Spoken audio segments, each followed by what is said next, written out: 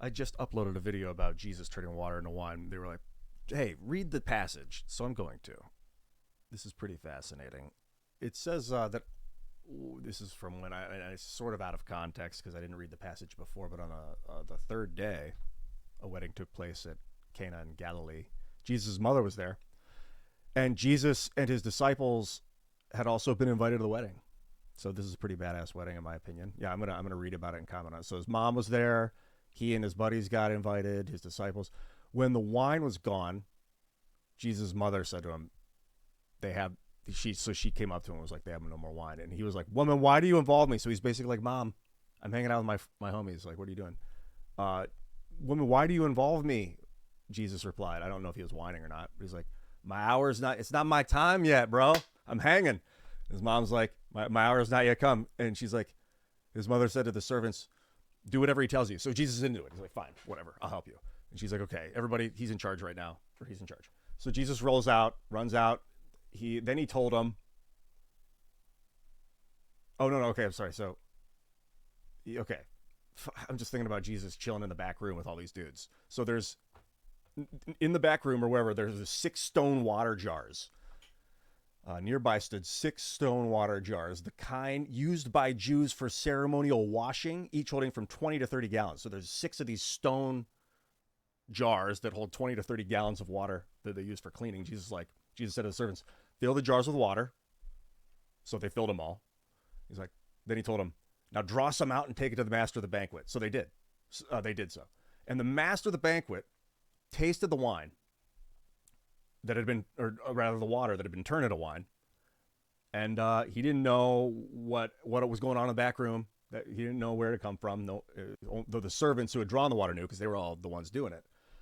Then he called the master of the ceremony. The banquet came over and called the bridegroom aside and it said, everyone brings out the choice wine first and then the cheaper wine after the guests have had too much to drink. But you saved the best for last because he loved the wine. So you saved the best till now.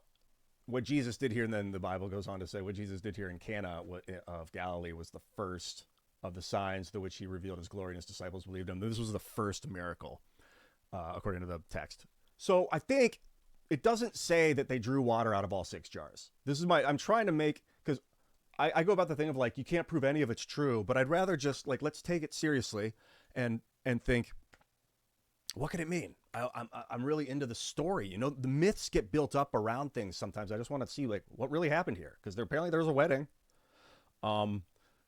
He had 6 jars, but this just says they drew some out. So it doesn't say that they drew it out of all 6 jars. So what happened? Maybe Mary was like, "Shit, okay, sorry. I'm gonna make it homie my style. I don't mean to offend. Just get with me about like these are real people." Mary's like, oh, we're out of wine. This is so annoying. We're out of wine. She told Jesus, he's like, all right. But his homies roll deep. His buddies, he's got a flask on him. John, whoever else, Peter's like, bro, I got that. He probably had like the backpack with the straw. So they came back and they're like, yo, I got some wine. Maybe it doesn't say that they didn't. So it says that all it says is that he told him to fill up all the water, and then it goes to the next part of, it's like a sitcom, like what happened in the back room between then and now. So maybe they had a little bit of wine somewhere, and they were like, let's just add it to one of the jars. Enough. Jesus blessed the water. There's experiments. This is like pseudoscience, but like I think it's Nakamoto is his name, Japanese scientist focusing positive energy into water and then getting a different molecular structure and focusing hate and anger into one and getting a chaotic structure. Potential. They say holy water, blessed water can align the water. If you leave water in the sun, it's supposedly good for it, and like glass.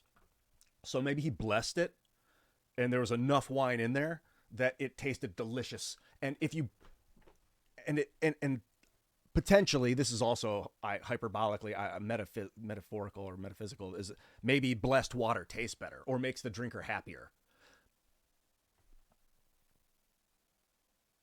Only the servants knew.